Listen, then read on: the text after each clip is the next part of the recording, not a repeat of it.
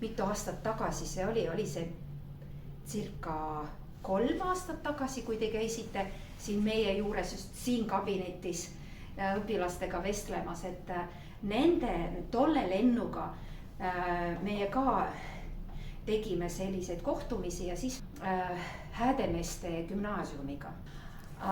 Oleme ka siin Tallinna piires sellist nagu väikese seltskonnaga katsetanud, ehk siis kõik see andis meile väga nüüd hea kogemuse, kuidas nüüd edasi selle tandemõppega minna. Ja praegu nüüd käesoleva aasta algul meie õpetajatega, eesti keele õpetajatega otsustasime, et me hakkame nüüd aktiivselt otsima partnereid. Me saatsime Gustav Adolfi gümnaasiumisse, saatsime kirja, et sooviksime koostööd teha. Vanalinna hariduskolleegium sai meilt kirja, siis Prantsuse lütseumi ja nüüdseks meil sellised ulatuslikud tandemõppe nüüd üritused regulaarselt üritused toimuvad eeskätt Gustav Adolfi gümnaasiumiga ja siis ka Vanalinna hariduskolleegiumiga. Samuti näiteks homme üks väike seltskond 11. klassi õpilasi, et nemad lähevad Tallinna Saksa gümnaasiumi. Seal nüüd kohtuvad, suhtlevad ja õpivad eesti ja vene keelt. Ja nüüd, kui me sellel aastal alustasime, siis esimene kohtumine meil toimus siin meie lütseumi ruumides, valmistasime ette kava, et peamine nüüd põhiline oli meil see, et see oleks nüüd kakskeelne, aga kui rääkida nüüd eesmärkidest, loomulikult see, et õpilased saaksid keelt harjutada, eesti keelt, vene keelt harjutada, aga ka see eesmärk oli ka see, et näha inimesi, ehk siis, et kujuneksid sõbralikud suhted ja et me saaksime, et see ei oleks selline ainukordne aktsioon. Ja kuna meil on paralleelis gümnaasiumis 4 klassi ja need klassid on meil suured, et keskmiselt 30 õpilast, siis sellel aastal selles tandemõppes meil osaleb nimetatud koolidega, osalevad 12. klassi õpilased. Ja siis me tegime niiviisi, et pooled nüüd suhtlevad Gustav Adolfi gümnaasiumi õpilastega ja siis teine pool, et nemad suhtlevad Vanalinna hariduskolleegiumiga. Ja täna meil toimub 3. kohtumine ja selle 3. kohtumise väljakutse oli ka aineõpetajate kaasamine. Kuna meie lütseumis on olemas Puškini nimeline muuseum, kus on väljapanekud nii Puškinist kui ka tema lütseumi kaaslastest, just nüüd siit Eestist pärit lütseumi kaaslastest. Ja siis oli Gustav Adolfi gümnaasiumi, ütlesid selle eesmärgi, et nad tahaksid käia muuseumis. Ja sellest kasvas välja idee, et järgmine kohtumine, 3. kohtumine meil toimub nüüd töötubades. Kui me hakkasime nüüd planeerima, siis paraku nüüd juhtus nii, et muuseumi külastamist meil nüüd kavas ei ole, aga töötoad on jäänud. Ja novembri lõpus, detsembri alguses ma pöördusin aineõpetajate poole sellise ettepanekuga kogu meie nüüd tegevuse juures, et ka teie saaksite nüüd osaleda ja et teie saaksite keelt praktiseerida. Ja ma palusin, et nad koostaksid sellise töötoa, ütleme nii, kavandi. Ja nüüdseks meil tänaseks nüüd kohtumiseks 3 aineõpetajad esitasid oma nüüd konspektid. Me istusime iga nüüd aineõpetajaga istusime nüüd eraldi ja vaatasime, et mida tal on pakkuda, et jällegi juhtus nii, et kõik mõistsid seda niiviisi, et kõik toimub eesti keeles ja siis oli vaja natukene kohandada, et ikkagi oleksid nüüd mõlemad keeled, sest no Gustav Adolfi õpilased tulevad ikkagi vene keelt harjutama. Et oleks nüüd mõlemapoolne kasu. Ja mina näen, et nendele õpetajatele see on jällegi kasulik, sest kui tavaelus, aga paraku see on nii, eesti keele praktikat on päris vähe, siis see on ka üks võimalusi keelt praktiseerida. Siis kui nad otsivad materjali eesti keeles selleks seda töötuba ette valmistades. Ja praegu näiteks täna, et kui 6 erinevat gruppi tuleb sulle töötuppa, sa 6 korda seletad ühte ja sama ja siis tulebki niiviisi nagu selles anekdoodis, et mina seletasin ise, endale jõudis kohale. Nii et see õpetaja jaoks on ka nüüd õppimine. Ja mina ausalt öeldes, mina olen vaimustuses. Mina usun, et sellel tegevusel on veel arenguruumi, et on kuhu veel edasi liikuda.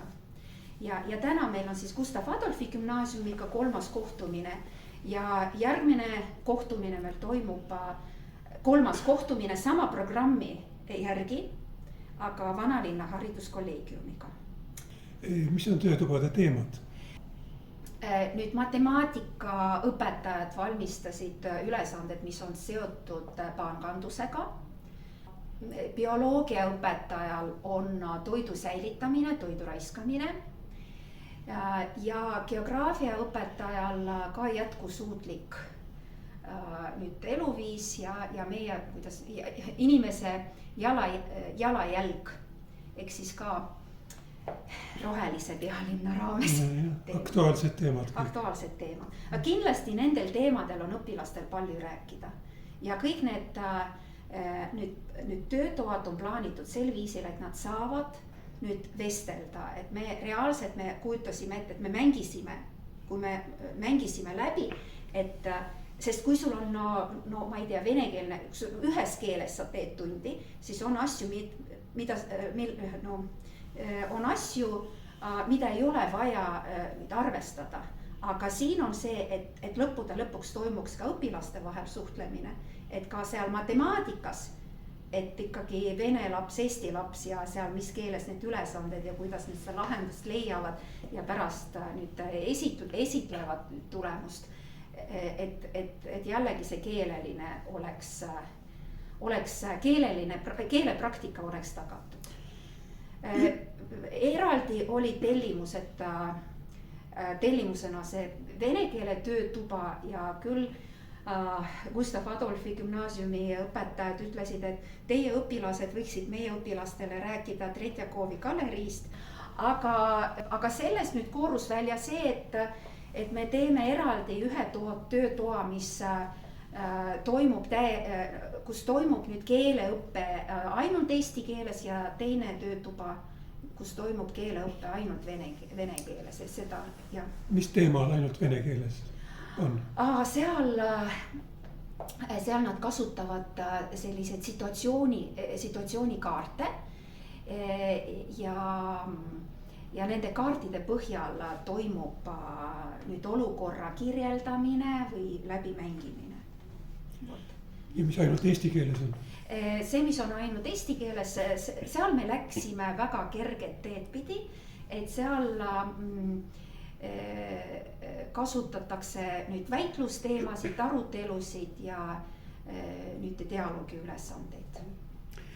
Kuidas see siis 2 keeles käib see rühmas see töö? See, mis toimub praegu ja et ma ütlesin, et praegu nüüd eestikeelne töötuba, et seal suheldakse, vaieldakse ainult nüüd eesti keeles, seal kus vene keeles samamoodi vene keeles. Muidugi, kui on vaja midagi ühest keelest teise keele tõlkida, mõlemas rühmas see on täiesti nüüd aktsepteeritav ja lubatav, aga võib-olla ma räägin, kuidas nüüd 2 keeles toimub just meie esimese kohtumise näitel, sellepärast, et esimene kohtumine minu arust see oligi selline nüüd läbisegi, eesti-vene keel läbisegi, ehk siis toimus tutvumine, toimus partnerite nüüd vestluskaaslaste pidev vahetus, aga sellega ka vahetusid teemad. no näiteks esimene, no me alustasime sellistest nagu lihtsatest, et räägi palun oma koolist. Jah, räägi lihtsalt oma koolist. Räägid ühepaarilisega eesti keeles oma koolist. Aeg on nüüd õpetaja poolt antud näiteks 3 minutit ja siis nad peavad vestlema, sest nad räägivad eesti keeles sellest, siis toimub vestluskaaslase vahetus järgmise paarilisega ülesanne. Nüüd räägi oma koolist, aga nüüd vene keeles. 3 teemat nüüd ühes ringis. Siis meil olid ka vestluse teemad või sellised arvamuse avaldamisele nagu mõeldud või arvamuse avaldamist eeldavad teemad. Ja need olid samamoodi, samamoodi, et ühe vestluskaaslasega ühes keeles, natukene see, kuidas need paarid olid korraldatud, seal oli natuke nagu teisiti selleks, et nüüd põnevust veel nüüd sisse tuua. Ja siis ühepaarilisega eesti keeles, siis teine teema kõlab vene keeles ja siis kõik räägivad sellel teemal nüüd vene keeles juba uue paarilisega. Mis teemasid me võtame, no näiteks mis teemadel räägitakse vene keeles, see kõik oli meil kooskõlastatud nüüd Eesti kooli, kas ühe või teise kooli vene keele õpetajatega, et need teemad oleksid nüüd õpilastele tuttavad. Me oleme toonitanud, et vaadake, et te olete nüüd mentorid, et aidake palun ka nüüd teineteist. Et kui sa nüüd suhtled, sa näed, et sinu vestluskaaslane on hädas, siis vaadake, kuidas nüüd võib-olla sul on vaja eesti keeles temale midagi tõlkida. Või jällegi Eesti kooli õpilased, õpetajate sõnul, mõned neist väga pabistasid, et ta ei oska vene keelt nii hästi, siis kuna see, ütleme nii, väljakutse kõlas enne kohtumist, siis me oma õpilastele ka ütlesime, et kui on selline juhtum, et inimene ei oska, siis kui sa õpetad ühe fraasi, siis see on ka okei, aga tähtis on see, et positiivne suhtumine, positiivne emotsioon ja siis mis ütelda, et mina näen küll, et noored nüüd ootavad seda nüüd iga järgmist kohtumist. Ja õpetajad ka ootavad. Ja siin on oluline ka see väljaõppe, et näidata, et see töötab nii ja naa. Sest näiteks jällegi enne esimest kohtumist, kui plaan oli kirja pandud, üks inimene pani kirja, pakkus, et me teeme nii ja naa. Ja kolleegid vaatasid, mina pean läbi viima, ma ei saa aru, kuidas. Ja siis me tõesti korraldasime sellise väikese koolituse, et me võtsime 2. klassi õpilased ja just sellist, me ei mänginud programmi läbi, aga kuidas tehniliselt vestluskaaslaste nüüd vahetus toimub, et kuidas tehniliselt nüüd asja korraldada, et me mängisime läbi ja pärast, kui meil toimus esimene kohtumine juba nüüd Vanalinna hariduskolleegiumiga, minu kolleegid ütlesid, me seda teame, see on ju nii lihtne, sellepärast, et on nüüd selge, mida pean tegema. Et seepärast on oluline, et kui me nüüd planeerime, siis me nüüd tõesti mängime läbi, kuidas see reaalselt nüüd hakkab funktsioneerima. Ja eriti olukorras, kus meil on nii palju lapsi. Praegu meid on ka üle 70 ja ligi 80, et kokku. Vot nii, ja mis ma ütlen, muidugi see, mis praegu juba 3. kohtumine selline nüüd plaani järgi toimuvad kohtumised, suured kohtumised gümnaasiumis, aga meie teeme ka tööd põhikoolis ja samuti põhikooli õpilased ja Tallinna Vanalinna hariduskolleegiumi nüüd õpilased, jällegi nüüd õpetajad on aktiivsed, et 6. klassi, 8. klassi, isegi ütleme nii, mitte 6. klasside ja 8. klasside õpilased on ka kaasatud tegevustesse, et me õpime, kuidas õpetajate tagasiside on ka selline, et appikene, mul on nii pabistan, et kuidas see kõik nüüd kukub, et ainult, et kõik õnnestuks, aga tuleb alustada ja võib-olla pärast me tuletame meelde, et see esimene kohtumine võrreldes sellega, mis me praegu teeme, see ei olnud mitte midagi suurt ja erilist. aga tegelikult see oli see trepiaste, mis juhatas meid no sinna tippu. Vot nii, me kindlasti innustame, et see positiivne emotsioon on see, mis nüüd innustab ka tegutsema. Ja mul tuleb meelde, et siis, kui meil toimusid kohtumised Häädemeeste gümnaasiumiga, ma mäletan, et pärast esimest kohtumist oli ka selline tagasiside nende vene keele õpetajalt, et ta rääkis konkreetsest ühest poisist, et see kohtumine, see tandemõpe niivõrd nüüd avaldas positiivset mõju temale, et tema hakkas omal käel väga tõsiselt vene keele õppega nüüd tegelema. Ega siis ma usun, et eelarvamused, mõlemapoolsed eelarvamused ka kaovad tänu sellistele nüüd tegevustele, kohtumistele. Vot. Ja edasi minu selline sinine unistus, et on kaasatud kõik õpilased, et meil on tihedad suhted ja mitte ainult nüüd 3 kooliga, nagu ma praegu ütlesin, et sellised nüüd suured kohtumised Gustav Adolfi gümnaasiumi ja Tallinna Vanalinna kolleegiumiga, aga samuti Tallinna Saksa gümnaasiumiga.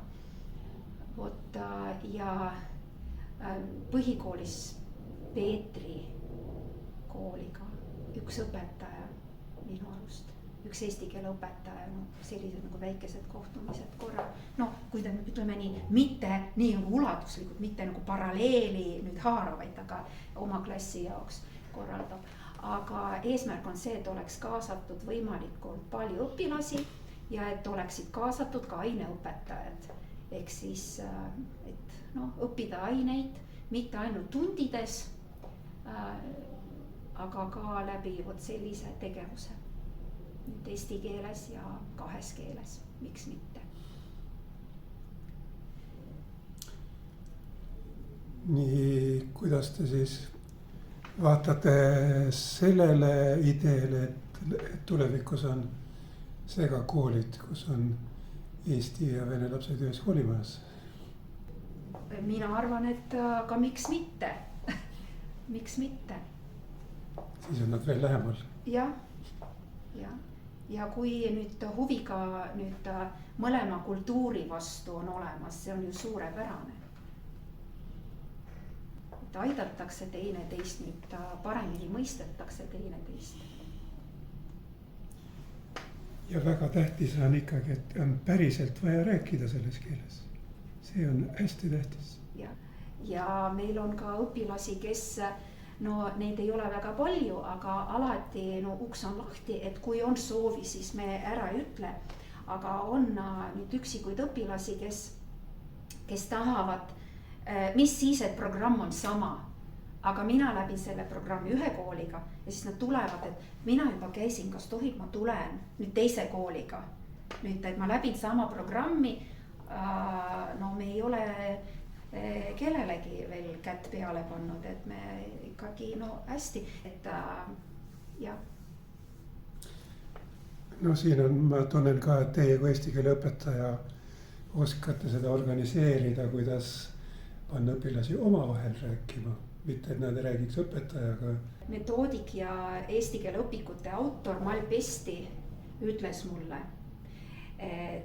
rääkisime sellest, et nüüd kuidas peavad olema nüüd paigaldatud lauad kooliruumis. Siis ta nõustas meie kooli eesti keele õpetajaid ja siis ta ütles, ta kohe nõudis, et peab olema selline U-kujuline. Siis ma ütlesin talle, et Mall, see ei ole võimalik, mul on 18 õpilast. Mul lihtsalt lauad ei mahu. Ja siis ta ütles, aga tee palun siia keskele ka. Ma otsustasin, ma teen. Ja tulemus on nüüd praegu selline, et mina ei kujuta ette, ma ei suudaks töötada klassiruumis, kus lauad asetsevad nüüd traditsiooniliselt.